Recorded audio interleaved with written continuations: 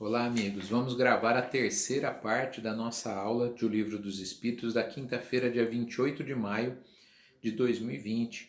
Livro 4, capítulo 1, Penas e Gozos Terrenos, item 6, Desgosto pela Vida, Suicídio.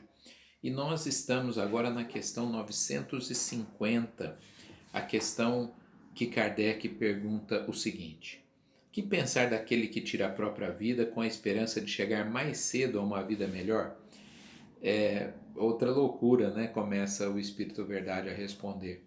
Porque nós sabemos que, ao contrário, vai retardar o progresso do espírito. Ah, não, essa vida está muito ruim, a outra não pode ser pior, né? Eu tirando a minha vida, eu vou com certeza para um lugar melhor. Não é bem assim que a banda toca, né?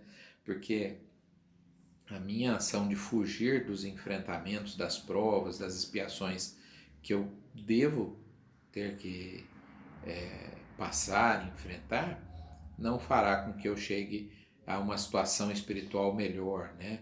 Então, não é um caminho. A gente sabe de casos, né, que pessoas querem se reencontrar com parentes desencarnados e buscam isso através do suicídio. Dificultarão esse reencontro, com certeza. Questão 951. O sacrifício da vida não é às vezes meritório quando tem por fim salvar a de outros ou ser útil aos semelhantes? E aí o Espírito Verdade diz, bom, mas nesse caso não é suicídio, né? A pessoa se sacrificou para salvar os outros. É relativamente comum em filmes de ação, né? A gente ver isso. A corda está arrebentando ali e um fala, bom, não vai aguentar nós dois. E aí se solta para que o outro possa se salvar. Porque morreriam os dois, né? E aí então alguém se sacrifica ali para que o outro consiga se salvar. Lógico, nesse caso, se o que moveu de fato foi a intenção de salvar a outra pessoa, isso não configura suicídio. A pessoa não tinha a menor intenção de tirar a própria vida. Ela só fez para salvar a de outro. Alguém que se joga, né, na frente. Inclusive a gente sabe que até profissionalmente esses seguranças de presidente, papa, né, eles fazem esse tipo de coisa. Eles se jogam na frente da bala ali, se for o caso. Poderão ser mortos, mas não vamos dizer que nesse caso foi um suicídio. Foi um sacrifício para salvar alguém. Pais e mães, não é, fazem isso se precisarem com relação aos seus filhos, né? Dão a própria vida para que o filho, para que a filha possa sobreviver. Então, não podemos colocar isso na lista, né, de tipos de suicídio. Questão 951. Ah, não. Questão agora é 952. O homem que perece como vítima do abuso das paixões, que, como sabe, deve abreviar o seu fim, mas às quais não tem mais o poder de resistir porque o hábito as transformou em verdadeiras necessidades físicas, comete um suicídio? Sim, é um suicídio. Aqui é assim, um dependente químico, não é? Ele já está numa situação que a dependência é tão intensa que ele não consegue controlar mais. E aí ele fala, bom, se eu continuar vivo, no momento de lucidez, eu vou só fazer mais bobagens. Porque a hora que eu preciso da droga, eu sou capaz de tudo, de matar e tal. Então, para abreviar isso, para evitar, melhor dizendo, eu vou abreviar a minha vida e assim não vão cometer tantos erros. Ainda mais hoje, né? Na época que o Livro dos Espíritos foi escrito, era bem menos. Mas nós temos N recursos. A pessoa pode buscar sim ajuda e existe ajudas muito eficazes, algumas pagas, mas existem instituições públicas também que fazem isso, processos de desintoxicação se houver, se a pessoa se voluntariar para isso, né? Tem sempre a polêmica aí que o Brasil vem enfrentando nos últimos anos, essa polêmica da internação compulsória, a lei hoje permite isso. os dados mostram que raramente a internação compulsória, não estou falando que ela não é aplicável em nenhum caso, existem casos que é necessário, sem dúvida, mas raramente vai ter resultados desejados como da recuperação da pessoa. Mas quando a pessoa, ela quer e se voluntariza para uma internação, para um tratamento, costuma ter um bom resultado. Nós sabemos que não existe ex-drogado, né, ex-dependente químico. Todos dizem assim, eu sou dependente químico e estou limpo há tantos dias, estou sem usar droga há tantos dias. Às vezes essa quantidade de dias são anos, né? A pessoa fala em anos.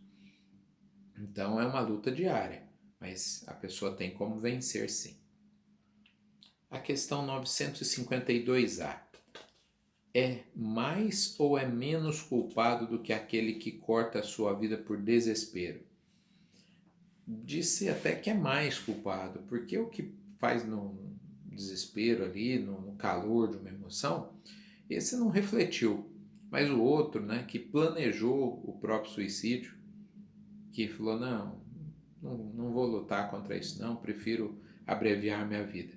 Esse teve tempo de pensar, refletir, planejou. Então tudo aquilo que nós fazemos com mais consciência, a responsabilidade é maior. Aquele que agiu no impulso, no desespero, terá atenuantes a seu favor. Agora nós temos a questão 953. Quando uma pessoa vê à sua frente uma morte inevitável e terrível, é culpada por abreviar de alguns instantes o seu sofrimento por uma morte voluntária, chamada eutanásia, não é? Que em alguns países é permitido. Eu sei que isso é muito polêmico. Até ouvi uma declaração do Papa Francisco, que eu sou admirador, imagino que muitos de vocês também sejam, dizendo que nós temos que lutar pela vida, né? Sim, mas que existe um limite para isso, ele quis dizer. Ele quis dizer assim, hoje, né, a ciência é aquela coisa que tem de prolongar indefinidamente a vida, né, por anos e anos. Ele fala, às vezes, esse prolongar da vida não é o caso. Então, assim, nem a eutanásia, que é buscar a morte para abreviar o sofrimento, nem até uma posição aqui do Papa, uma coisa de apego até ao mundo material.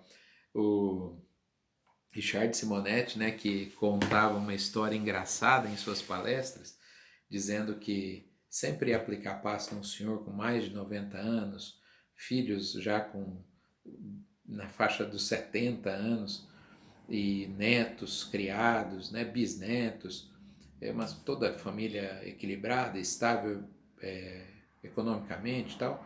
E ele já há muitos anos na cama, sem conseguir falar, sem conseguir quase se comunicar.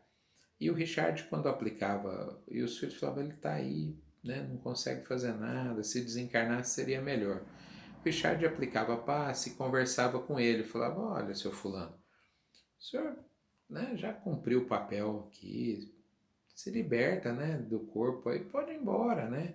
No sentido, não dele abreviar, ele nem tinha condições de fazer nenhum ato físico contra si mesmo. E o Richard disse que ele só conseguia mexer o dedinho e fazia assim com o dedinho. Ou seja, não estava apegado ali. Esses desencarnam e continuam apegados às vezes.